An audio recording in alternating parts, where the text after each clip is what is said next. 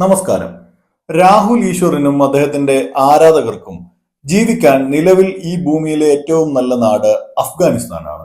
നമ്മുടെ നാട്ടിൽ, അതായത് ഇന്ത്യയിൽ, സ്ത്രീകൾക്ക് അവർക്കിഷ്ടപ്പെടുന്ന വസ്ത്രം ധരിക്കാനും തൊഴിൽ ചെയ്യാനും സഞ്ചരിക്കാനും ഒക്കെയുള്ള സ്വാതന്ത്ര്യം ഇവിടുത്തെ ഭരണഘടന അവർക്ക് നൽകുന്നുണ്ട്. അതിൽ കടുത്ത അമർഷവും നീരസവും ഒക്കെയുള്ള കൂട്ടരാണ് ഈ രാഹുൽ ഈശ്വറും അദ്ദേഹത്തിന്റെ ഫാൻസും. സ്വാതന്ത്ര്യത്തോടെ ജീവിക്കുന്ന സ്ത്രീകൾക്ക് നേരെ അശ്ലീല കമന്റ് അടിച്ചാൽ ഇവിടെ ജയിലിൽ കിടക്കേണ്ടി വരും. അങ്ങനെ ശക്തമായ ഒരു നിയമവ്യവസ്ഥ ഈ നാട്ടിലുണ്ട്. നമ്മുടെ രാഹുലിന്റെ തന്നെ ഭാഷ കടമെടുത്താൽ 1 മിനിറ്റ് അശ്ലീല തമാശയ്ക്ക് 1 കൊല്ലമെങ്കിലും ജയിലിൽ കിടക്കേണ്ടി വരും. ഈ രാജ്യത്തെ നിയമവ്യവസ്ഥയെ വെല്ലുവിളിച്ചുകൊണ്ട് ഇവിടെ ജീവിക്കാൻ കഴിയില്ലതാനും. വലിയ പണക്കാരനും അശ്ലീലങ്ങളുടെ രാജാവുമായ ബോച്ചയെ പോലും ജയിലിൽ കിടത്താൻ തക്ക ശക്തമാണ് ഇവിടുത്തെ നിയമങ്ങൾ.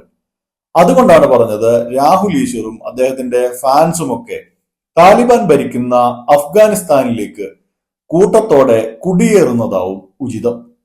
ബോച്ചയുടെ സംഭവം അഫ്ഗാനിസ്ഥാനിലാണെങ്കിൽ എന്താകും സംഭവിക്കുക?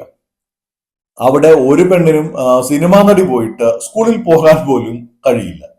അപ്പോൾ പിന്നെ വസ്ത്രധാരണം, ഉദ്ഘാടനം എന്നിങ്ങനെയുള്ള ഒരു പ്രശ്നവും ഇല്ലതാനും. ഇനി അങ്ങനെയൊക്കെ സംഭവിച്ചു, ബോച്ചെ അശ്ലീലവും പറഞ്ഞു എന്ന് തന്നെ വിചാരിക്കുക. ആ പെണ്ണിനെ ചാട്ടവാറിനടിക്കുകയോ കല്ലെറിഞ്ഞു കൊല്ലുകയോ ഒക്കെ ചെയ്യും. അശ്ലീലം പറഞ്ഞ ബോച്ചയ്ക്ക് ചിലപ്പോൾ മികച്ച സാമൂഹ്യ സേവനത്തിനുള്ള അവാർഡും കിട്ടാൻ ചാൻസ് ഉണ്ട്. സ്ത്രീകൾക്കെതിരായ താലിബാന്റെ നിയമങ്ങൾ ഇത്തരം ആൺകൂട്ടങ്ങൾക്ക് ഏറെ ഇഷ്ടപ്പെടുന്ന രീതിയിലാണ് ഉള്ളത്.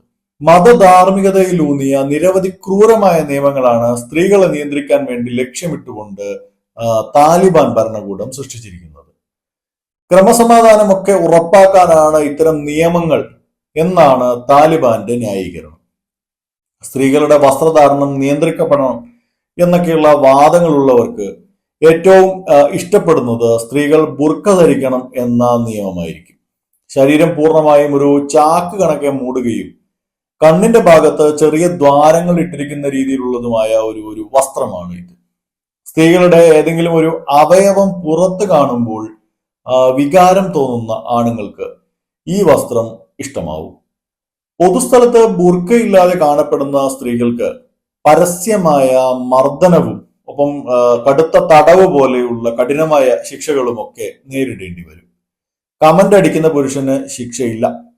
ഇനി അഥവാ അങ്ങനെ ആരെങ്കിലും ചെയ്താൽ അതിന് കാരണക്കാരി എന്ന നിലയിൽ സ്ത്രീകൾക്ക് അതിനുള്ള ശിക്ഷ കൂടി അധികമായി നൽകും.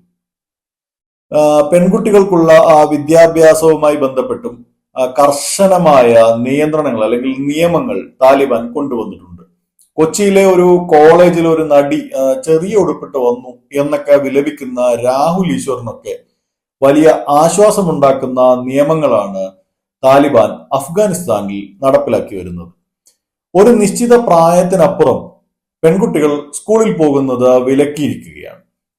അതുകൊണ്ട് തന്നെ കോളേജിലൊന്നും പെൺകുട്ടികൾ കാണുകയേയില്ല. അതുകൊണ്ട് തന്നെ രാഹുൽ ഈശ്വറിന് കോളേജിൽ വരുന്ന പെൺകുട്ടികളുടെ വസ്ത്രം നോക്കി വിഷമിക്കേണ്ട അവസ്ഥ പോലും അവിടെ ഉണ്ടാകില്ല. കടുത്ത ഭീഷണികളിലൂടെയും അക്രമത്തിലൂടെയുമാണ് ഈ വിദ്യാഭ്യാസ നിയന്ത്രണം അവിടെ താലിബാൻ നടപ്പിലാക്കുന്നത്. നമ്മുടെ നാട്ടിലെ സദാചാര ഗ്രൂപ്പിനൊക്കെ അതിൽ വേണമെങ്കിൽ ചേരുകയും ചെയ്യാം. പെൺകുട്ടികളെ പഠിപ്പിക്കാൻ ശ്രമിക്കുന്ന സ്കൂളുകൾ ആക്രമിക്കപ്പെടാം. അധ്യാപകരെ ഭീഷണിപ്പെടുത്തുകയോ കൊല്ലുകയോ ചെയ്യാം. സ്ത്രീകൾ പുറത്തിറങ്ങുന്നില്ലെങ്കിൽ, വിദ്യാഭ്യാസമില്ലെങ്കിൽ വീട്ടിൽ തന്നെ ഇരുന്നാൽ ബോച്ചയെ പോലുള്ള പുരുഷന്മാർക്ക് കമന്റ് അടിക്കാനുള്ള സാഹചര്യം തന്നെ ഇല്ലാതാവും. അതിനുവേണ്ടിയാണ് നമ്മുടെ ആൺസിംഗങ്ങൾ കഴിഞ്ഞ കുറെ ദിവസങ്ങളായി ഇവിടെ പോരാടിക്കൊണ്ടിരിക്കുന്നത്. താലിബാൻ ഭരണത്തിന് കീഴിൽ സ്ത്രീകൾക്ക് ജോലിക്ക് പോകാൻ തന്നെയുള്ള സ്വാതന്ത്ര്യമില്ല. വീടിന് പുറത്ത് ജോലി ചെയ്യുന്നതിൽ നിന്ന് സ്ത്രീകൾക്ക് പലപ്പോഴും എന്നല്ല മിക്കപ്പോഴും വിലക്കുണ്ട്. പേരിനെങ്കിലും സ്ത്രീകൾ ജോലി ചെയ്യുന്നത് ഈ ആരോഗ്യരംഗത്ത്, അതായത് ഹോസ്പിറ്റലുകളിലാണ്. ഹോസ്പിറ്റലിൽ ജോലി ചെയ്യുന്ന സ്ത്രീകൾ, അവിടെ വരുന്ന സ്ത്രീ രോഗികളെ മാത്രമേ ചികിത്സിക്കാനോ പരിചരിക്കാനോ പാടുള്ളൂ. ഈ നിയന്ത്രണങ്ങൾ ലംഘിക്കുന്ന സ്ത്രീകൾക്ക് പൊതു ഇടങ്ങളിൽ ചാട്ടവാറടി, തടവ് അതുപോലെയുള്ള ഗുരുതരമായ പ്രത്യാഘാതങ്ങൾ നേരിടേണ്ടി വരും. സ്ത്രീകളെ ഇങ്ങനെ നിയന്ത്രിക്കുക വഴി ആണുങ്ങൾക്ക് പീഡന കേസുകളിലൊന്നും പെടാതെ സ്വസ്ഥമായി നടക്കാൻ കഴിയും എന്നതിൽ രാഹുൽ ഈശ്വർ ഫാൻസിന് അഭിമാനിക്കാവുന്നതാണ്. നമ്മുടെ നാട്ടിലെ പോലെ സ്ത്രീകൾക്ക് തോന്നുമ്പോൾ സഞ്ചരിക്കാനൊന്നും അഫ്ഗാനിസ്ഥാനിൽ കഴിയില്ല. പുരുഷ രക്ഷാധികാരി ഇല്ലാതെ സ്ത്രീകൾക്ക് യാത്ര ചെയ്യാൻ പോലും അനുവാദമില്ല. അങ്ങനെ ചെയ്യുന്നവരെ താലിബാന്റെ സദാചാര പോലീസ് തടയുകയും ഉപദ്രവിക്കുകയും ശിക്ഷിക്കുകയും ഒക്കെ ചെയ്യും. പൊതുജീവിതം, സിനിമ, ഉദ്ഘാടനം എന്നു പോയിട്ട് ആൺതുണയില്ലാതെ ഒറ്റയ്ക്ക് ആശുപത്രിയിൽ പോകാൻ പോലും സ്ത്രീകൾക്ക് കഴിയില്ല. താലിബാൻ ഭരണത്തിന് കീഴിൽ സ്ത്രീകളുടെ സാമൂഹിക ഇടപെടലുകൾ കർശനമായി നിയന്ത്രിക്കപ്പെട്ടിട്ടുണ്ട്. അപരിചിതർക്ക് അവരുടെ ശബ്ദം കേൾക്കാൻ പാടില്ലാത്തതിനാൽ സ്ത്രീകൾക്ക് പൊതുസ്ഥലത്ത് ഉച്ചത്തിൽ സംസാരിക്കാൻ പോലും അനുവാദമില്ല. പൊതുസ്ഥലത്ത് ചിരിക്കുന്നതും വിലക്കിയിട്ടുണ്ട്. സ്ത്രീകളെ പുറത്തു കാണുന്ന രീതിയിൽ വീടിന് ജനല് പോലും പാടില്ല എന്നാണ് നിയമം. ഫെമിനിസം എന്നൊക്കെ കേൾക്കുമ്പോൾ തന്നെ ഹാലിളകുന്ന ആൺസിംഗങ്ങൾക്ക് അഫ്ഗാനിസ്ഥാനിലെ ഈ നിയമങ്ങളൊക്കെ തീർച്ചയായും ഇഷ്ടപ്പെടും. സ്ത്രീകൾക്കുള്ള ശിക്ഷയും കഠിനമാണ്. പരസ്യമായ അടി, ചാട്ടവാറടി, തടവ് ഇതൊക്കെ സാധാരണമാണ്. ചില സന്ദർഭങ്ങളിൽ വധശിക്ഷകൾ പോലും നൽകാറുണ്ട്, കല്ലെറിഞ്ഞു കൊല്ലൽ പോലുള്ള കാര്യങ്ങളൊക്കെ. പിതാവ്, ആങ്ങള, ഭർത്താവ്, മകൻ അങ്ങനെ ആണുങ്ങൾക്കൊക്കെ അവരുടെ പ്രോപ്പർട്ടിയായ പെണ്ണുങ്ങളെ പൊതിരത്തല്ലാനും ക്രൂരമായി പീഡിപ്പിക്കാനും ഒക്കെ അവകാശമുണ്ട്. നമ്മുടെ നാട്ടിലേതുപോലെ സ്ത്രീകൾക്ക് കേസ് കൊടുക്കാനോ ഈ ബോച്ചയെ പോലുള്ള ആണുങ്ങൾക്ക് ജയിലിൽ പോകേണ്ടതായിട്ടുള്ള ഒരു സാഹചര്യമോ ഒന്നും അവിടെ വരില്ല.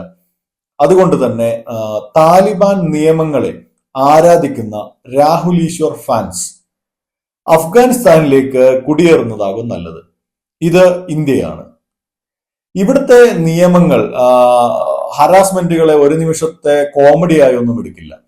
കോടീശ്വരനാണ്, കൺകണ്ട ദൈവമാണ്, ചാരിറ്റി മാലാകയാണ് എന്നൊക്കെ കരുതി ജയിലിൽ ഇടാതെ ഇരിക്കുകയോ അടിയന്തരമായി ജാമ്യ ഹർജി പരിഗണിക്കുകയോ ഒന്നും ചെയ്യില്ല.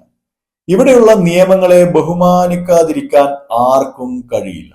ആരും നിയമത്തിന് മുകളിലുമല്ല. ഇത് അഫ്ഗാനിസ്ഥാൻ അല്ല, ഇന്ത്യയാണ്. മറ്റൊരു വിഷയവുമായി കാണുന്നത് വരെ നന്ദി, നമസ്കാരം.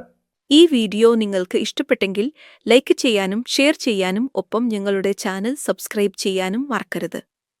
ഈ വീഡിയോ സംബന്ധിച്ച നിങ്ങളുടെ അഭിപ്രായങ്ങൾ കമന്റായി രേഖപ്പെടുത്തുക. വാർത്താ നെക്സ്റ്റിന്റെ എല്ലാ വീഡിയോയും മറക്കാതെ കാണാൻ നിങ്ങൾ ശ്രദ്ധിക്കുമല്ലോ.